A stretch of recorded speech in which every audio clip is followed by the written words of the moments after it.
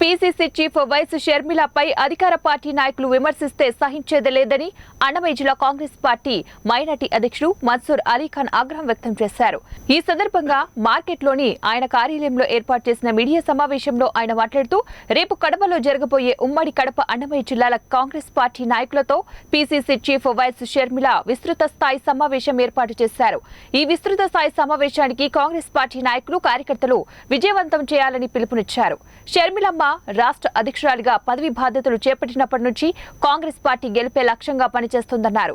షర్మిలమ్మ అడిగే ప్రశ్నలకు అధికార పార్టీ నాయకులు సమాధానాలు ఇవ్వకుండా మహిళ అని కూడా చూడకుండా దూషించడం హేమమైన చర్య అన్నారు.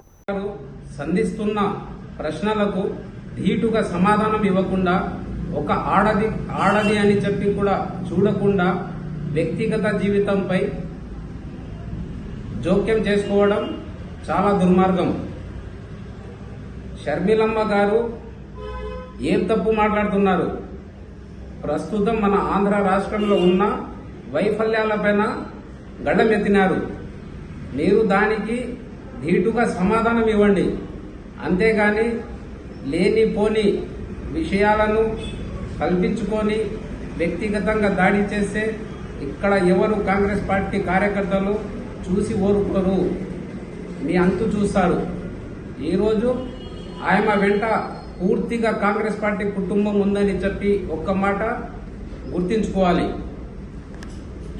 అంతేగాని లేనిపోని విషయాలను జోక్యం చేసుకొని వ్యక్తిగతంగా విమర్శించడం చాలా సిగ్గుచేటు.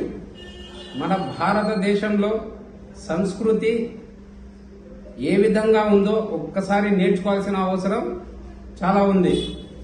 కాబట్టి మరొకసారి ఉమ్మడి జిల్లా కడప మరియు అన్నమయ్య జిల్లా కాంగ్రెస్ పార్టీ శ్రేణులకు పిలుపునివ్వడం ఏమిటంటే, రేపు షర్మిలమ్మ గారు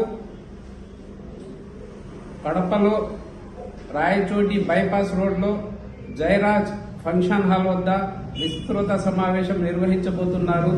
ఈ సమావేశానికి అందరూ క్షేత్రస్థాయిలో వచ్చి విజయవంతం చేయాలని చెప్పి, అలాగే డాక్టర్ వైఎస్ రాజశేఖర రెడ్డి గారి ఆశయాలను బతికించాలని చెప్పి